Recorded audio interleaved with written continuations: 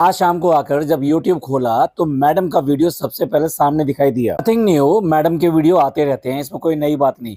लेकिन बात जो खास थी और जो बहुत ज्यादा चौंकाने वाली थी वो ये थी कि मैडम की मम्मी हॉस्पिटलाइज्ड हैं। मैडम जो सामने दिखाई दे रही हैं, भाई एकदम से जो जिज्ञासा हुई कि क्यों करके अब ये क्या हुआ, पता नहीं क्यों ये इतना बीमारी को मैनिफेस्ट करते हैं, इतना ज्यादा बीमारियों के बारे में बात करते हैं।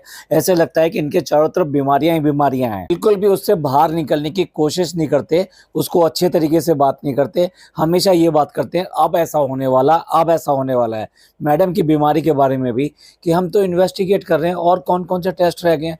भाई मैनिफेस्ट कर रहे हो क्या कि और कौन सा ऐसा टेस्ट निकलेगा जिसमें कुछ खराबी आए। जो ये करते हैं करते रहे हैं, लेकिन देखने वाली बात ये थी, बुरा लगने वाली बात ये थी कि मैडम की मम्मी जो बेसिकली इन सब चीजों से बाहर हैं, मेरी नज़र में वो इतनी बुरी नहीं है, या ये कहिए कि मेरी नज़र में उनका किरदार बहुत ही अच्छा है। यार बोले तो कैरेक्टर इनके व्लॉग में दिखाई देता है। मुझे कोई मतलब नहीं कि उनकी पास्ट जिंदगी में क्या हुआ था, उनके फैमिली रिलेशन कैसे रहे, साथ वो अपनी पर्सनल लाइफ में क्या करती हैं। तो उनको देखा है एक जिम्मेदार माँ की तरह देखा है। चाहे अपनी माँ को कितना ही बुरा क्यों ना बताएं, उनकी इमेज जो है एक जिम्मेदार माँ की है। और दूसरी बात ये, मैं ये मानता हूँ कि कोई भी माँ कभी भी गलत हो ही नहीं सकती, खास तौर से अपने बच्चों के लिए। अपनी पर्सनल लाइफ में हो सकता है बुरी हो, लेकिन अपने बच्चों के लिए कभी भी बुरी नहीं हो सकती। तो कोई बच्चा अगर अपनी माँ के लिए ब्लैक पैच या इस तरह की बातें कहे तो भाई बहुत शर्म की बात है। उस बच्चे की परवरिश है, क्या ही उस बच्चे की पढ़ाई है और क्या ही उसकी इमेज है। खास तौर से मैडम की बात कर रहा हूँ मैं।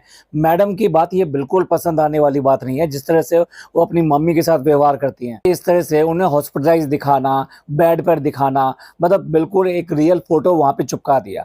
जबकि अभी अभी इनके पापा की तबीयत खराब हुई थी, तब जनाब ने स्ट्रिक्टली मना किया था कि मैं उनकी फोटो नहीं दिखाऊंगा जब तक कि वो प्रॉपर तरीके से ठीक नहीं हो जाते। तो मैडम भी बराबर में बैठी हुई थी। भाई क्या ही हो गया, तुमने माँ से बिल्कुल भी प्यार नहीं है, बिल्कुल भी उनकी इज्जत नहीं करती हो, बिल्कुल भी उनकी परवाह नहीं करती हो, क्यों करके डाल दिया? क्या मतलब ये भी एक ऐसा आइटम ढूंढा कि जिससे कि कुछ कमाया जा सकता है, कुछ कैश किया जा सकता है। बीमारी मैनिफेस्ट करते रहते हैं तो चलो ये हमारे घर में एक और बीमारी होगी, चलो इसको एंजॉय करते हैं। टोटली बेशर्मी वाली बात है, बदतमीजी वाली बात है, बेगरती वाली बात है। खुद जो है बीमार चल रही हैं और बीमार चलने की वजह से इनके व्लॉग आते हैं या कुछ भी आते हैं तो हम मैडम के लिए थोड़ा सॉफ्ट कॉर्नर रख के कुछ ज्यादा ऐसा बोलते नहीं है। दूसरों के लिए अपने दिल में कुछ भी रहम रखती हैं। टिंकू की वाइफ हो जो कि प्रेग्नेंट थी, तो होने के नाते जब उसको प्रेगनेंसी का चेकअप कराने के लिए गई थी तो क्यों करके अपने साथ नहीं लेके गई, क्यों करके अपने साथ वापस नहीं लेकर आई? जब उसके प्रेगनेंसी के दौर खत्म हुआ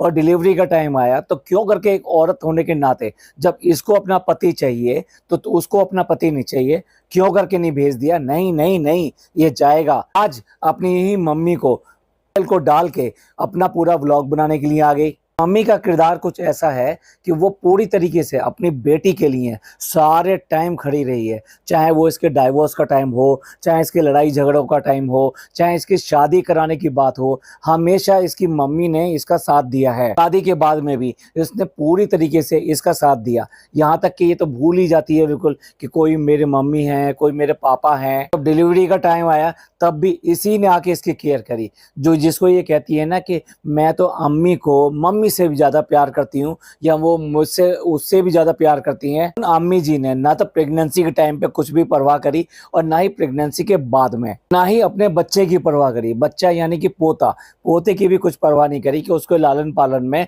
अपना कुछ पार्ट प्ले करते हैं। इसमें कुछ मैडम का भी हाथ है। मैडम जब इतनी सख्त रहती हैं डिसिप्लिन के मामले में, अब डिसिप्लिन कह लीजिए कुछ भी कह लीजिए, कितनी बातें खुलकर सामने आई चुकी हैं कि किस तरीके से इनका व्यवहार सास के साथ में किस तरह का रहा है और लड़ाई झगड़े इनके बीच में सब कुछ होते रहे हैं। और ये हमें नहीं दिखाई देता व्लॉग के अंदर कि जब भी अम्मी आती हैं इसके व्लॉग के अंदर, यानी इसके घर में आती है, तो बिल्कुल सहज नहीं दिखाई देती, कंफर्टेबल दिखाई नहीं देती। बात करने का तरीका जो वो ठीक से नहीं होता है, बैठने का तरीका ठीक से नहीं होता है, ज़्यादा बोलती नहीं है, कुछ बात नहीं कर पाती हैं। यही अम्मी जब चालू के घर में होती हैं, चालू के साथ होती हैं, चालू के एक्टिविटीज़ के साथ में होती हैं, बाहर जाती हैं चालू के साथ में, तो बहुत ज़्यादा कंफर्टेबल दिखाई देती हैं। वहाँ पूरी तरीके से बात भी करती हैं और अपना जो तरीका है एक्सप्रेस करने का हो या कुछ भी करने का हो, वो सब नॉर्मल रहता है। क्यों करके ये फालतू के ड्रामे करती हैं कि मैंने तो अम्मी से ज्यादा अम्मी को प्यार किया या अम्मी ने मेरे को प्यार दिया है। ये अम्मी कहाँ चली गई थी जब तुम्हारा बेटा हुआ था? तब ये अम्मी कहाँ चली गई थी जब तुम्हारी प्रेगनेंसी चल रही थी, तुम्हारे पैरों में स्वेलिंग थी? इतनी एहसान फरामोश है, इनको कुछ याद नहीं रहता, कुछ याद नहीं रहता।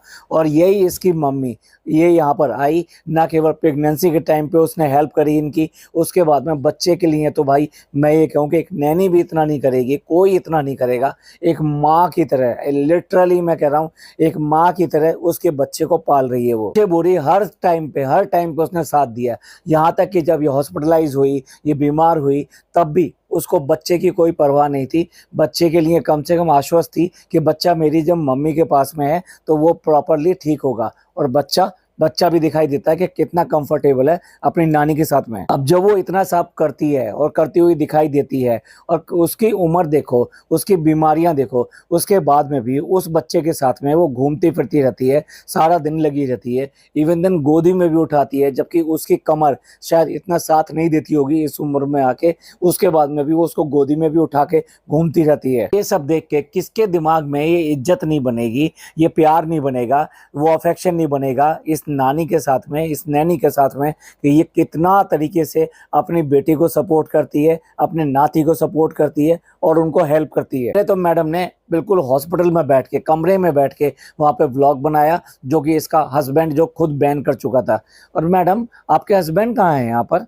क्यों, वो कुछ नहीं लगते क्या? इनके घर के अंदर कोई ऐसी बीमारी, कोई ऐसी बात हो जाती है तब तो वो बड़े बराबर में आके बैठते हैं। वह व्लॉग बनता है जनाब का, मैडम आके साथ में बैठती हैं। ये जनाब को पता है कि अगर मैडम को बैठाकर वो व्लॉग बनाएंगे और डिस्कशन करेंगे तो ज्यादा व्यूज आएंगे, उसका ज्यादा वेटेज होगा। जब उसकी नानी को, यानी कि उसकी सास को जरूरत पड़ी कि भाई अब उसका दामाद वहां पे होना चाहिए देखभाल के लिए, क्योंकि और कोई है कहाँ यहाँ पर, तो जनाब क्यों करके नदारत है? जनाब ने क्यों करके ये व्लॉग जो है साथ बैठ के नहीं बनाया, जैसे आज तक अपनी सारी प्रॉब्लम्स के लिए दोनों साथ बैठ के बनाते रहे हैं? क्या उनका कहीं से कोई भी फर्ज नहीं बनता है? मैडम का व्लॉग आज आया, यानी कि 17 तारीख को आया, और मैडम जो अपने उस व्लॉग में बता रही हैं ये कि 13 तारीख को हम इनको लेकर आए, यानी कल लेकर आए, यानी कि 14 तारीख को बैठकर ये अपना व्लॉग बना रही हैं। इन्होंने कहा कि कल हम लेकर आए 13 तारीख को, और उसके बाद में इन्होंने 14 तारीख का बनाया हुआ व्लॉग 17 तारीख को डाला है। तो 14 के बाद में 15 भी आती है, 16 भी आती है, 17 भी आती है। 3 दिन का अपडेट कहाँ है? क्यों करके ये 3 दिन बाद में व्लॉग डाला गया? मैडम भी यही कहेंगी जनाब की तरह कि कुछ टाइम नहीं मिला, कुछ मन नहीं करा। तुम्हारी मैनिफेस्ट की हुई चीज तुम्हारे को मिल गई तो तुम्हें तो भाग कर आ जाना चाहिए था, जैसे कि जनाब फटाफट डालने के लिए आ जाते हैं। व्लॉग को 3 दिन बाद में क्यों करके पोस्ट किया गया? बताया कि उनकी मदर को स्टमक में पेन हुआ था और उसके बाद में उन्होंने जाके डॉक्टर को दिखाया, कुछ मेडिसिन दी गई, लेकिन उसके बाद में भी उनका वो पेन ठीक नहीं हुआ। पेन वो गए और जाकर वहाँ पर उनका चेकअप कराया गया, प्लस उसके साथ में कुछ और मेडिसिन दी गई, यानी कि मेडिसिन दूसरी चेंज की गई।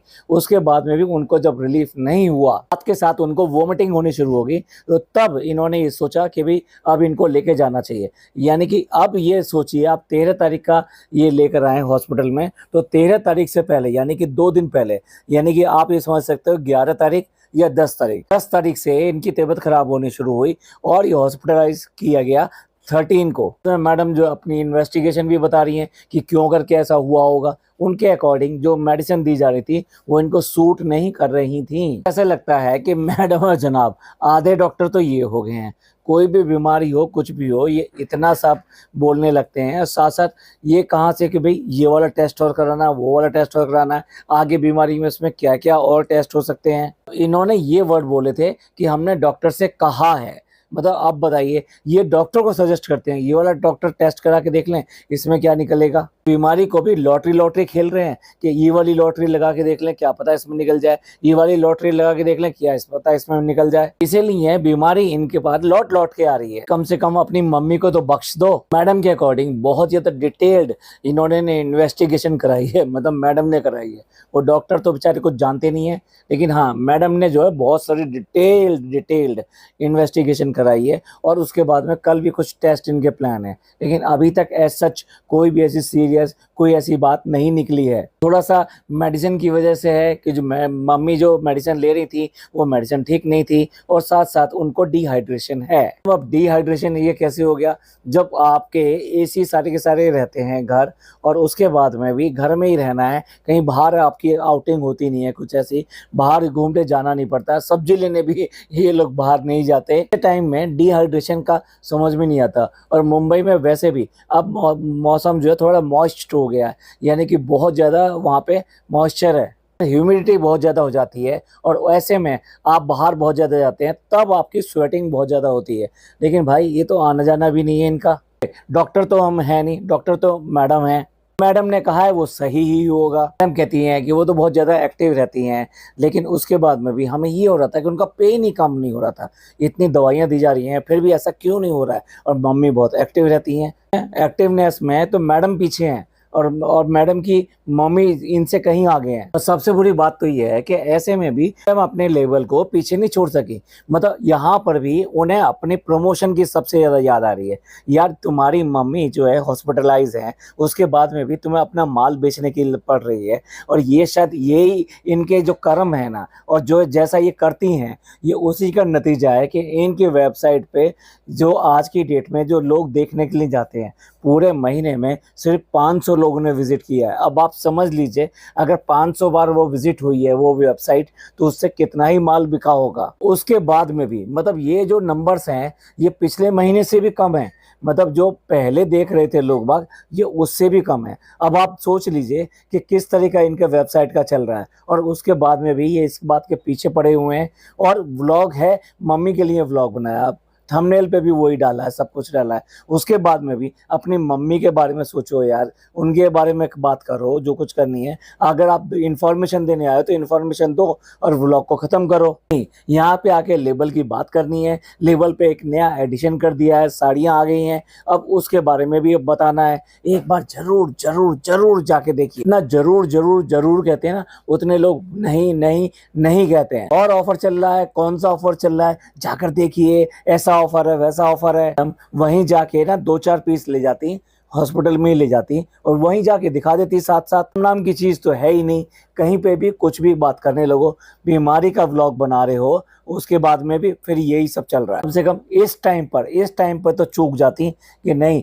इस टाइम पे नहीं है। जब अपनी बीमारी चल रही थी तब भी यही चल रहा था, बीमारी के बारे में अपडेट देने आया है, लेकिन नहीं, लेवल के बारे में जरूर बात करेंगे। नया कलेक्शन आया नहीं आया ये इनका एक फेवरेट टॉपिक रहता है जब भी व्लॉग बनाते हैं। और लोग पूछ रहे हैं कि नया अब कुछ कलेक्शन आ रहा है नहीं आ रहा है, तो फिर मैडम जो उसकी जानकारी देती हैं, फिर मैडम बताती हैं, फिर जनाब कहेंगे कि नहीं ये आप लें या ना लें, लेकिन एक बार जरूर जाके विजिट तो करें। देखिए, लेना ना लेना एक अलग बात है, लेकिन आप एक बार जाएं जरूर। लगा दो ना वहाँ पे कोई स्कीम लगा दो कि अगर आपकी वेबसाइट पे कोई जाके देखेगा तो उसे घर पे क्या फ्री में आएगा। लगता है आपका जो जरूर जरूर जरूर है ये कहने की जरूरत ही ना पड़े, लोग बाग अपने आप ही वहाँ पहुँच जाए और उन्हें कोई ना कोई गिफ्ट मिल जाए। जब इनके इतने सारे जो कलेक्शन है, वो कपड़ों का कलेक्शन, उसके बाद में इन्होंने ऐड ऑन किया, ज्वेलरी को ऐड ऑन किया, ज्वेलरी का भी सबने देख लिया किस तरह की इनकी ज्वेलरी है, कि उसकी भी पूरी तरह से लोगों ने हवा निकाल दी है कि कहाँ से उठा कर लाती हैं, कैसे उठा कर लाती हैं। मैडम और जनाब और साथ में निक्कू और साथ में बच्चा, ये सारे लोग ना अब फ्लैट लेके वहीं पे आ गए हैं, पास में ही आ गए हैं। तो आजकल हम यहीं रह रहे हैं, रात में ये रहते हैं, दिन में मैं रहती हूँ और ऐसे कुछ चल रहा है। और चलो मम्मी से मिलवा देते हैं। भाई सीधे सीधे उसने फेस पर दिखा दिया कि वो किस तरह से बेड पर लेटी हुई हैं, उनकी क्या हालत है। भाई मैडम जो रिक्वेस्ट कर रही हैं कि आप सब लोग जो मम्मी को बोलो कि इनको जरूर जरूर और बहुत बहुत पानी पीना है। मम्मी आपका काम होना चाहिए, अगर वो बीमार हैं, डिहाइड्रेशन हुआ है, तो उनको कितना पानी कब कब देना है, बार बार उनको पानी का देना है, किस तरह से उन्हें डिहाइड्रेशन से दूर निकालना है, ये तो भैया तुम लोगों का काम है। और इसके बाद में भी मैडम ने अब जो है यही कहा, रिक्वेस्ट करा लोगों से कि इनको बोलें, ये नहीं कहा कि इनके लिए दुआएं करें, नहीं, मम्मी के लिए दुआएं ना ना ना ना, मम्मी के लिए दुआ नहीं होंगी। दुआओं का कैटेगरी, दुआओं का जो मोहल्ला है या दुआओं का जो अपार्टमेंट है ना, वो मैडम और जनाब का है। मैडम दुआ के लिए बोल सकती हैं, जनाब दुआ के लिए बोल सकते हैं, नहीं मम्मी के लिए नहीं बोलेंगे। तो नहीं कि दुआ करने से मम्मी जो ठीक ना हो और प्रार्थना करने से ठीक हो, तो मैडम जरा प्रार्थना के लिए ही बोल देती कि आप सब लोग प्रार्थनाओं में अपने ध्यान रखें, मम्मी के लिए प्रार्थना करें। जैसे ही मैडम ने फ्लास्क खोला तो मुझे लगता है कि ये व्लॉग में ही दिखाएंगी कि चलो देखो मैं मम्मी का कितना ध्यान रख रही हूँ और मैं उनको पानी पिला रही हूँ। लेकिन पता चला इस फ्लास्क में से तो निकली चाय। इतने से काम नहीं चला तो जनाब को दिखा दिया कि अब देखो जनाब जो है ना घर पे बच्चे के साथ में कैसे कर रहे हैं, और जनाब इतनी बचकानी हरकतें कर रहे हैं। मुझे एक बात समझ में नहीं आती, डाइटिंग पे ये लोग हैं, ये बच्चे को कैसे कंपेल कर सकते हैं डाइटिंग की चीज़ों के लिए कि नहीं नहीं कोई भी फ्राइड चीज़ नहीं खाना है, आपको सिर्फ वैसी चीज़ें खानी है जो कि बहुत ही कम ऑयली होती है, डोसा खाना है, इडली खानी है। बच्चों को क्यों करके इस तरह धकेल रहे हो? बच्चे को अपनी ग्रोथ के लिए सब कुछ चाहिए, आप क्यों करके उसको डाइटिंग की तरफ धकेल रहे हो?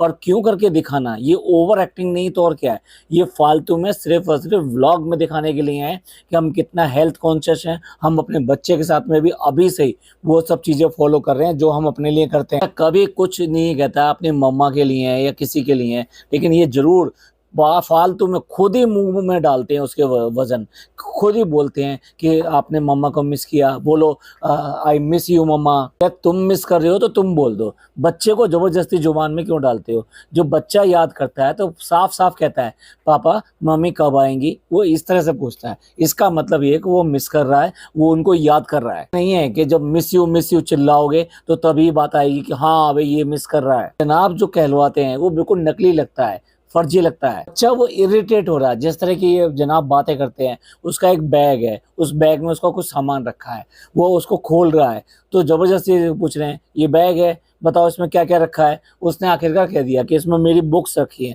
उन्हें और बताओ क्या क्या रखना है। वो इरिटेट हो रहा है और आखिरकार उसने कुछ भी नहीं बताया, लेकिन उसका फेस साफ साफ दिखाई दे रहा है कि वो इनकी बातों से बहुत इरिटेट हो रहा है। जनाब जो ना अच्छे अच्छों को पका दें, इसमें कोई शक की बात नहीं है। मैडम ने ना 2 दिन और कंटिन्यू किया है व्लॉग। मेरे को लगा कि वो सिर्फ और सिर्फ अपडेट देने के लिए आई हैं और सिर्फ इस व्लॉग के अंदर मम्मी के बारे में बात करेंगी और कोई बात नहीं करेंगी भाई। लेकिन उन्होंने तो अपने बच्चे को भी दिखा दिया, अपने हस्बैंड को भी दिखा दिया, उसके बाद में साड़ियाँ भी बेच दी, ऑफर भी बता दिया, और उसके बाद में वो दिन भी आ गया कि जब मामा को डिस्चार्ज होना था, लेकिन वो डिस्चार्ज हुई नहीं है, 1 दिन के लिए और डिले हो गया है। मैडम को मिल ही गई, वो बीमारी है क्या? इन्फेक्शन है। इन्फेक्शन ठीक करने के लिए ही उनको जो 1 दिन और रोक लिया गया है। मैडम का एक व्लॉग जो बीमारियों बेचने के बारे में था, उनके कपड़े बेचने के बारे में था, इमोशन बेचने के बारे में था, लेकिन कहीं से भी प्रार्थना या फिर दुआएं इन सब के लिए नहीं था, क्योंकि ये सब चीज़ें उनके अपने पर्सनल चीज़ के लिए हैं, वो दूसरे के लिए नहीं है। मम्मी के लिए तो बिल्कुल भी नहीं है। मैं कह रहा हूँ इस बात के लिए, मैं भी करता हूँ इस बात के लिए कि आप सब लोग जरूर दुआएं कीजिएगा, प्रार्थना कीजिएगा, क्योंकि वो शख्स जो आज इस समय हॉस्पिटल में है वो काफ़ी हद तक ठीक हो चुका है, लेकिन फिर भी अगर किसी की दुआ लग जाती है और जल्दी रिकवरी हो जाती है तो एक अच्छी बात है। तो उनके लिए दुआ जरूर कीजिएगा, क्योंकि वो इंसान एक अच्छा इंसान है। पास्ट में क्या हुआ क्या नहीं हुआ उससे हमें कोई लेना देना नहीं है। यही एंड करते हैं इस व्लॉग का। आपको ये पॉडकास्ट पसंद आया हो तो प्लीज़ लाइक कीजिए, सब्सक्राइब कीजिए और शेयर कीजिए। थैंक यू, धन्यवाद, शुक्रिया।